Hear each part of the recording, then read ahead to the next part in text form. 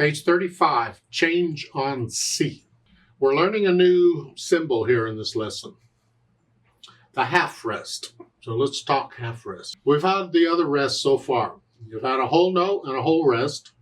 We've had a quarter note and a quarter rest. We've had a dotted half note. I don't know that we've had a dotted half rest yet, but we could. It's simply a half rest with a dot behind it. So here we're getting the half rest. And the half rest kind of looks like a hat. Well, this causes problems. Look at this music on change in C. And in the top staff, in the fourth measure over, you get a half note and a half rest. The half rest is a little box. And then in the rest of the measures, from measure 5 on to the end, all you get are whole rests. A whole rest is a little box. The half rest and the whole rest actually look exactly the same. It's the same box, the same size, the same everything.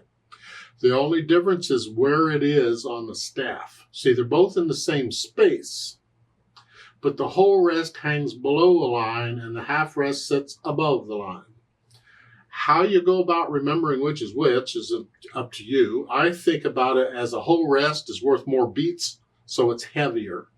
So it hangs below the line. And the half rest is worth fewer beats, so it's lighter, so it sits on the line. And that's how I do it. You can use any system you want to remember which is which because they look exactly the same. And you're simply quiet for however many beats a half note would get, or half rest. Now remember, the whole rest gets double duty. Didn't we talk about this before? I don't remember. Well, let's talk about it. I need to make sure you understand it. It doesn't really matter in this piece, but I'm going to point this out. The last 4 measures in the top staff, all you get are whole rests. That's fine. Remember, a whole rest is like a whole note. And 4/4 time, a whole note gets 4 counts, which would be the whole measure. Well, a whole rest gets 4 counts, which is the whole measure. However, I need you to understand that a whole rest can also just represent a whole measure, regardless of how many counts are in it. It doesn't matter. So even if we're in 3/4 time, they could put a whole rest in for the whole measure, and that's fine. It would get 3 counts in that case. So be careful on a whole rest. It might get the same as a whole note, or it might just be the whole measure. Usually it's pretty obvious when it's the whole measure. So the half rest is like a half note. Remember, half note's the same as 2 quarter notes. So a half rest is the same as 2 quarter rests. Well, it makes sense, I guess. Let's look at this C changing thing here and see what we get. I have a process. I don't know if I've said it yet or not. I can't remember what I had for breakfast this morning, but I'm going to say it again anyway. You'll say it a lot, actually. It's kind of important. When you start to learn a new piece of music, it's good to have some plan of attack, some process you go through to learn that piece of music, series of steps you go through. Now, if it's something really simple for you, you can just do everything all in one shot. But a lot of times you can't. So I have a process that I use that it's not my I sometimes call it my process, but it isn't mine. It doesn't belong to anybody. It's just a process of steps that I use over the years. I've gotten accustomed to it. You'll have your own process. Your teacher has their process, whatever. It doesn't matter what the process is as long as you have a plan of attack. A series of steps that I go through to learn a piece of music. Now we're in written music. I'm going to start using that process in all the videos. So here, first thing I do when I get to a new piece of music is I look it over, just a broad look over the whole thing, sort of get an idea of how long it is. I mean, this is 1 line long, close enough. It could be a page long. It could be several pages long. It might be a few lines long. It's just an idea. It's not exact. I just want an idea of what I'm getting into. Okay? It's 1 line long. Then I take a look at the clef signs. They're not always going to be treble and bass clefs. So just get into the habit of checking them, because otherwise you'll just think, oh, it's treble and bass clef, when sometime it isn't, and then things are sounding weird as what's going on. Get in the habit of doing it. So we just do it. Only takes a moment. Treble and bass clef, okay. Then I check the time signature. I'm kind of going across the staff here. This is in 4/4 time. So there's 4 counts in a measure and I'm counting quarter notes. Or there's the same as 4 quarter notes in every measure. Okay. Then I'll take it usually one hand at a time. I want to check and make sure I have the fingering, the notes right, and the rhythm right. And I just do it one hand at a time. And then I go back and put the hands together and try and do it, because a lot of times you're playing both hands at the same time. Oh, it's just funner and all, get out. But yeah, that's what we do. However, in these videos where you're only playing one hand at a time, to shorten the video, I'm going to talk about both hands here. So at the beginning, I figure out where the hands go. They give you finger 3 here at the beginning. So put your hand here.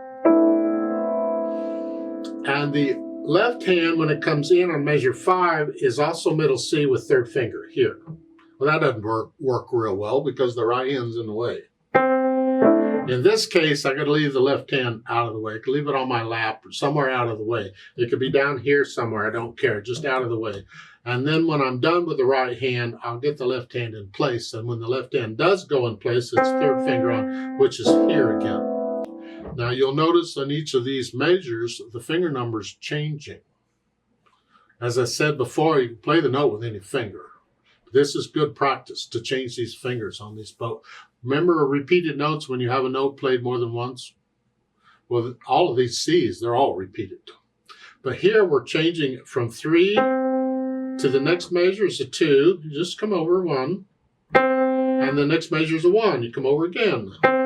Just come over one thing. Good practice. In fact, you eventually need to get where you can actually move up and down one key on a piano without even looking. You can feel what it's like to move one key. Sort of what we're doing here. But you have a rest. You can move during the rest. So it's here. 1, 2, 3, rest. And during the rest, I come up. Again. 1, 2, 3, rest. 1, 2, 3, rest. 3, 4, 1, 2, rest, rest. And during that rest, the half rest, I get the right hand out of the way and I get the left hand in place. So it's ready to go. And the right hand, you can stay up here, you can put it on your lap, just put it someplace convenient, out of the way. And we're, again, left hand, we're starting with 3rd finger, and then come out, 2nd finger, we're changing finger, and then thumb. Good practice, because now we're moving the hands around a little bit. So once I can play the notes and the rhythm's okay, and I got the fingering and the rhythm, all that down, I said that, didn't I? Now. Then I think about the dynamics, the louds and softs. Well, they're changing on all these. F and then MF and then P. Remember, F is short for forte, which means loud. Whatever you think loud is. Here. Just heavy. Let the wrist collapse a little bit. Don't tense up here. Relax. I'm just using a lot of weight on that finger. And the next measure is MF, which is mezzo forte or moderately loud. Sort of loud. Yeah. Sort of heavy. And then the 3rd measure is P for piano, which is soft, which is light. So each measure just got a little softer. Same thing in the left hand. You start loud, and then sort of loud, and then soft. So I get an idea of the dynamics. Now there's more to this process than this, but until we actually get it in the music, I'm not going to talk about it. The only thing that I do that I didn't discuss here is sometimes we have a tendency to hesitate. Maybe when moving the hand or something, we'll hesitate, and that throws the beat off. You see, when you start at the beginning on a beat, it needs to be that way until you get to the end. There are exceptions. Forget them right now. We're just pretending that beat has to be steady from beginning to end. No hesitations. So if I am hesitating anywhere, I go back and I work those out. Don't get into the habit of thinking, well, I hesitated, but it's no big deal. I'll fix it later. No, that's a trap. It really is. Because you won't fix it later. The hesitating becomes part of your plan. And even when you're performing something and you're trying not to hesitate, you'll hesitate because you practiced the hesitation. get rid of them. It's a steady beat throughout at whatever speed you choose. So this one is loud to start, it's sort of loud, and then soft.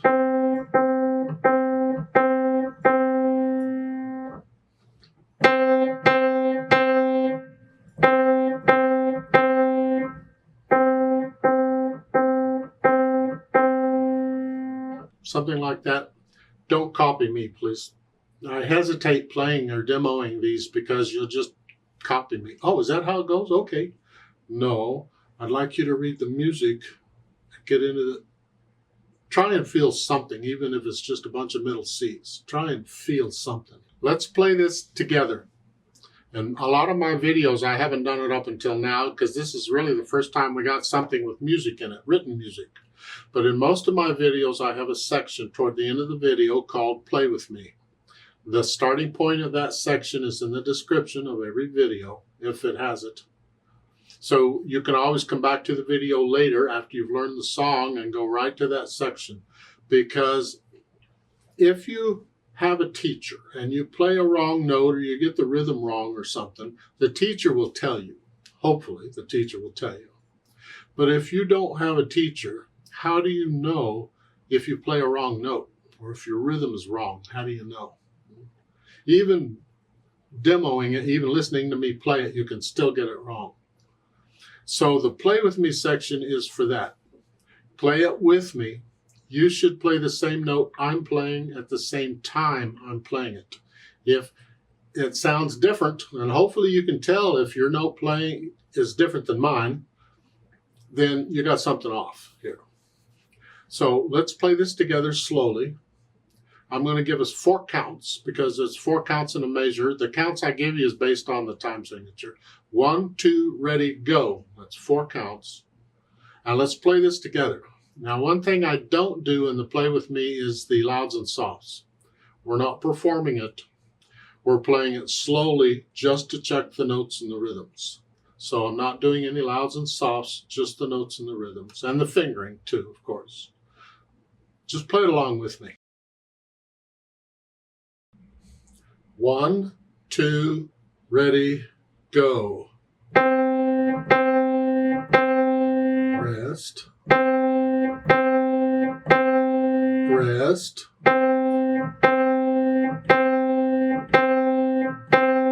2, 3, 4. Rest. Rest.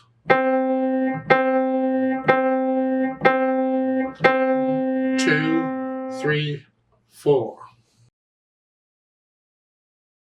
There is a duet part for this at the bottom of the page. I'd like to play that. And you play what you just played. Going to speed it up a little bit because now we are performing it. And I need you to go up an octave on the keyboard. So now you pretend that middle C on the keyboard instead of here is up here. So instead of playing this C, you're playing this C. You're up here. I'll give us 4 counts. 1, 2, ready, go.